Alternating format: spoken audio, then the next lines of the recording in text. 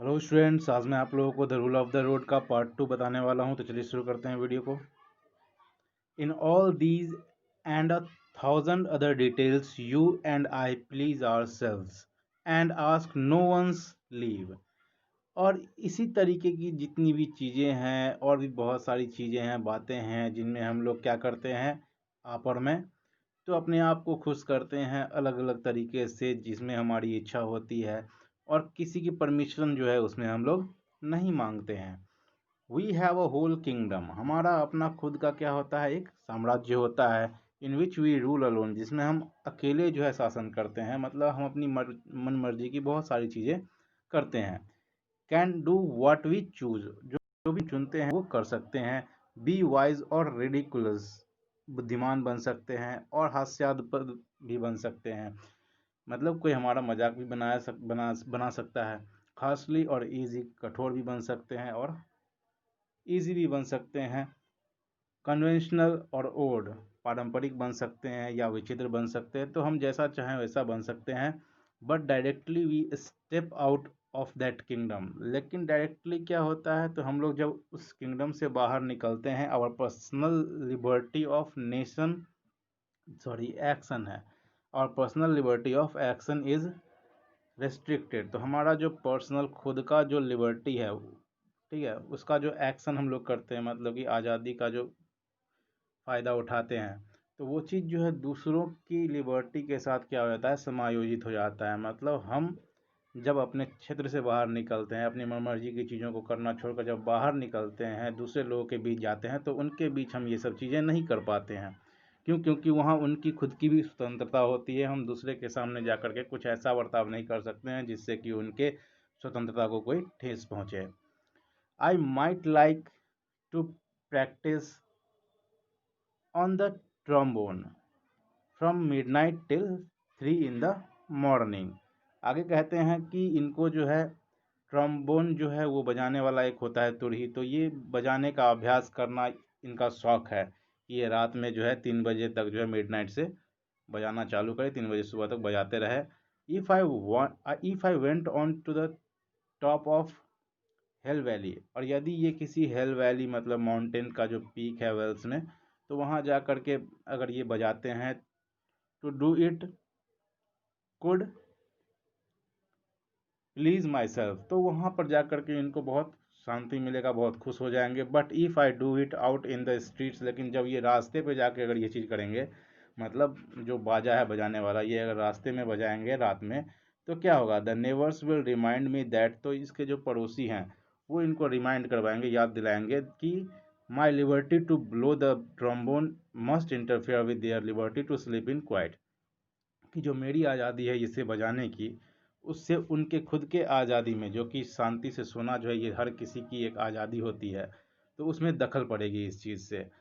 There are a lot of people in the world, दुनिया में बहुत सारे लोग हैं। And I have to accommodate my liberty to their liberties, और इनको जो है अपना खुद का जो लिबर्टी है वो इनके लिबर्टी के साथ एकोमोडेट करना पड़ेगा, मतलब दूसरों के साथ तालमेल बिठा करके अपनी लिबर्टी का फ़ायदा उठाना होगा इनको।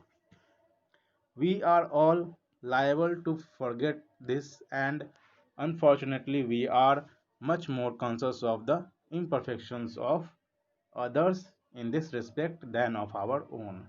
तो यहाँ पे राइटर बतला रहे हैं कि हमें है क्या, तो हमें एक खराबी है दुर्भाग्यपूर्ण रूप से कि हम दूसरों की गलती को ज़्यादा ढूंढते हैं, इसकी अपेक्षा कि हम खुद की गलती को देखें। भले ही हम ऊपर बताई गई बातों को भूल जाएं, लेकिन ये चीज़ जो है हम लोग नहीं भूलने वाले हैं। आगे राइटर कहते हैं, I got in to a railway carriers at a country station, तो एक गांव के स्टेशन पे वो किसी रेलवे गाड़ी मतलब रेलगाड़ी के कैरियर्स में जो है वो बैठते हैं, डिब्बे में बैठते हैं। और क्या होता है, द अदर मॉर्निंग, मतलब ये किसी एक सुबह जो है ऐसा करते हैं। And settle down for what the school boys would call an hour's swot at a blue book. अब क्या है, तो ये ट्रेन में बैठते ही क्या करते हैं, तो एक ब्लू बुक है, जो कि होता क्या है, तो किसी भी जगह का या किसी ऑफिस का जो है ये एक रिपोर्ट होता है, ऑफिशियल रिपोर्ट होता है एक तरह का, तो वो ऑफिशियल बुक वगैरह पढ़ने लगते हैं, जो कि किसी काम के पर्पज से ये पढ़ रहे होते हैं। तो इस चीज़ को लोग क्या कहते हैं, खास करके बच्चे क्या कहते हैं, तो बहुत हार्ड वर्क मानते हैं 1 घंटा बैठ करके ध्यान लगा के पढ़ना। ठीक है, तो ये चीज़ ये करने के लिए ट्रेन में बैठ गए। I was not reading for pleaser, और ये भी बताते हैं कि ये खुशी के लिए ये चीज़ नहीं पढ़ रहे थे, मतलब प्लीजर के लिए ये नहीं पढ़ रहे थे वहाँ पे। The truth is that I never do read blue books for pleaser. सच्चाई ये है कि ये जो है खुद के आनंद के लिए, प्लीजर के लिए जो है ब्लू बुक को नहीं पढ़ते हैं। I read them for the very humble purpose. ये पढ़ते किस लिए हैं, तो एक सामान्य सा पर्पस है इस बुक को पढ़ने का, और वो क्या है उद्देश्य, ठीक है। और टर्निंग एन ऑनेस्ट पेनी, कि वो यहाँ पे टर्निंग नहीं अर्निंग होगा, इसको ठीक कर लीजिएगा आप लोग। तो अर्निंग एन ऑनेस्ट पेनी मतलब कि ईमानदारी से पैसे वो कमा सके आउट ऑफ देम, मतलब उस बुक को पढ़ करके, इसलिए वो उस बुक को पढ़ते हैं। Now if you are reading a book for pleasure it doesn't matter what is going on around you. और एक और चीज़ ये होता है कि अगर आप किसी बुक को प्लीजर के लिए पढ़ रहे होते हैं तो क्या होता है, तो इससे कोई फर्क नहीं पड़ता है कि आसपास में क्या चल रहा है, आप उस पर ध्यान नहीं देते हैं। लेकिन जब आप किसी खास उद्देश्य से कोई बुक पढ़ रहे होते हैं, काम के लिए पढ़ रहे होते हैं, तो जब कभी भी आसपास में हल्ला होता है, शोर होता है, तो आप क्या करते हैं, तो आप उस चीज़ पर ध्यान नहीं लगा पाते हैं अच्छे से। तो राइटर के साथ भी ऐसा ही होता है यहाँ, जिसके बारे में वो आगे बतलाएंगे। But when you are reading a thing as a task, यहाँ पे कहते हैं लेकिन जब आप किसी चीज़ को, किसी पुस्तक को जो है टास्क के तौर पे पढ़ रहे हो, मतलब कि कोई कार्य के लिए पढ़ रहे हो, यू नीड रीजनेबल क्वाइट, तो आपको शांति की ज़रूरत होती है, थोड़ा बहुत वहाँ पे शांत वातावरण होना ज़रूरी है। And that is what I didn't get, और ये चीज़ इनको जो है वहाँ पर ट्रेन में नहीं मिलता है। For at the next station, क्योंकि क्या होता है, जो अगला स्टेशन है, तो वहाँ पे क्या होता है, in came a couple of man, दो लोग आ जाते हैं। One of whom talk to his friend, जिसमें से एक जो है अपने दोस्त से बात करता रहता है for the rest of the journey, पूरी journey. In a loud and pompous voice, मतलब बहुत जोर जोर से बात करने लगता है, ऐसा लग रहा होता है जैसे वो बहुत ज़्यादा गर्वित इंसान है, अपने आप पे उसको बहुत गर्व है। As I wrestled with clauses and sections, तो जो उस ब्लू बुक में क्लॉजेज सेक्शंस वगैरह थे जिनको वो पढ़ रहा था बहुत ही ध्यानपूर्वक, उसमें डिस्टर्बेंस हो गया। His voice rose like a gale, मतलब कि किसी आंधी की तरह उस आदमी की आवाज़ जो इनको सुनाई दे रही थी। एंड हिज फैमिली हिस्ट्री, और उनका जो फैमिली हिस्ट्री था, जो आदमी बता रहा था अपने दोस्त को कुछ बातें, the deeds of his sons in war, उसके पुत्र ने जो युद्ध में लड़ाई लड़ा उसके बारे में बतला रहा था। And is criticisms of the generals, और वो क्रिटिसाइज कर रहा था जनरल्स के बारे में, एंड द पॉलिटिशियंस को, मतलब कि जो सिपाही के जो जनरल होते हैं उनके बारे में, राजनेताओं के बारे में, जो बहुत सारी बातें वो कर रहा था, जिस कारण से क्या हो गया, तो submerge my poor attempts to hang on to my job, तो ये जो जॉब पर लगे हुए थे उस बुक को पढ़ने के जॉब पे, तो ये चीज़ जो है ख़त्म हो गया, उन्होंने पढ़ना बंद कर दिया। I shut up the book, तो यहाँ पे कहते हैं कि I shut up the blue book, ये अपना ब्लू बुक जो है वो बंद कर देते हैं। Looked out of the window, और विंडो से बाहर देखते हैं। एंड लिसनड वेरीली, और बहुत ही बेकार तरीके से वो सुनने लगते हैं, परेशान होकर के। और आगे क्या होता है देखते हैं हम लोग।